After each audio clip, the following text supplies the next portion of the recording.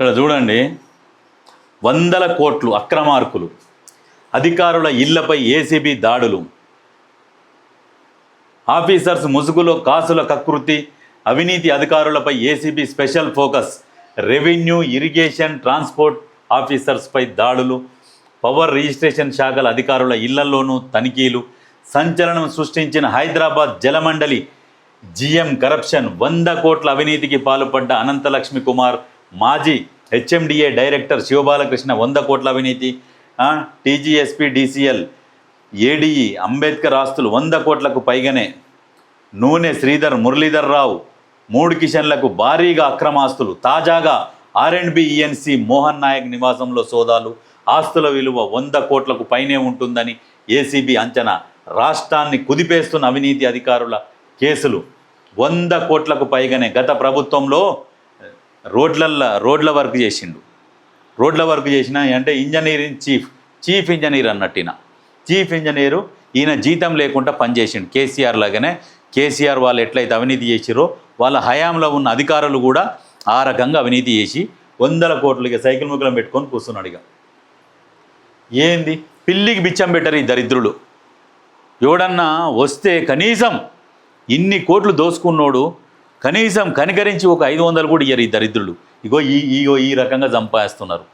నిజంగా ముఖ్యమంత్రి రేవంత్ రెడ్డి గారు నిజంగా మీకు మాత్రం సెల్యూట్. ఎందుకంటే ఇటువంటి అక్రమార్కులు ఇంకా ఎంతోమంది ఉన్నారు, 1000 మంది ఉన్నారు.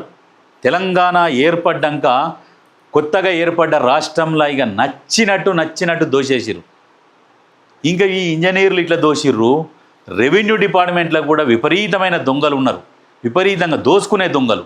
ఆ దొంగల భరతం కూడా పట్టాలే. ఏంది ఇది ప్రజల సొమ్ము? మరి ఇట్లయితే ఎట్లయితుంది? రాష్ట్రం ఎట్లా ముందలికి పోతుంది?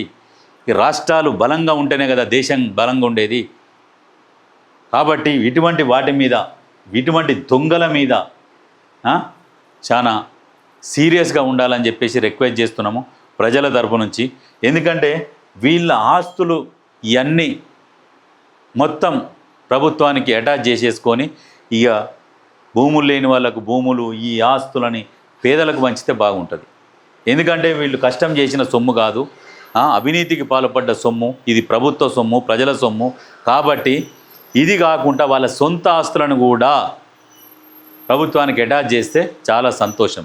ఎందుకంటే ఈ అవినీతి ఈ అధికారులకే ఇంత దొరికిందంటే ఇంకా దొరకకుండా ఇంకా 4 ఇంతలు దాచి ఉంటారు. దొరికిందే ఇంత అయితే దొరకకుండా ఇంకా 4-5 ఇంతలు దాచి ఉంటారు వీళ్ళు. అర్థం చేసుకోండి. ప్రభుత్వం కూడా కఠిన చర్యలు తీసుకుంటే ఒక్కరొక్కరు భయపడాలి. మళ్ళీ అవినీతి చెయ్యాలి అంటే వద్దురా బాబు అన్నట్టు ఉండాలి. ఆ రెవెన్యూ డిపార్ట్మెంట్ మీద కూడా జర ఫోకస్ పెట్టుది. మరి ఏసీబీ అధికారులు రెవెన్యూ డిపార్ట్మెంట్లకి ఎందుకు వెళ్తలేరు? ఆలోచన చేయండి. ప్రజల్లారా మీరు కూడా ఆలోచన చేయండి. రెవెన్యూ డిపార్ట్మెంట్లో నిత్యం జరుగుతుంది, నిత్యం రిజిస్ట్రేషన్లు జరుగుతాయి, నిత్యం అవినీతి జరుగుతుంది. అవినీతి జరగని రోజు అంటూ లేదు. ఆదివారం నాడు కూడా ఫైళ్ళ గురించి మాట్లాడుకొని అవినీతి చేసుకుంటారు. అటువంటి దాంట్లో దాడులు చేయాలి. అటువంటి దాంట్లో దాడులు చేయకుండా ఏం చేస్తున్నది ఏసీబీ?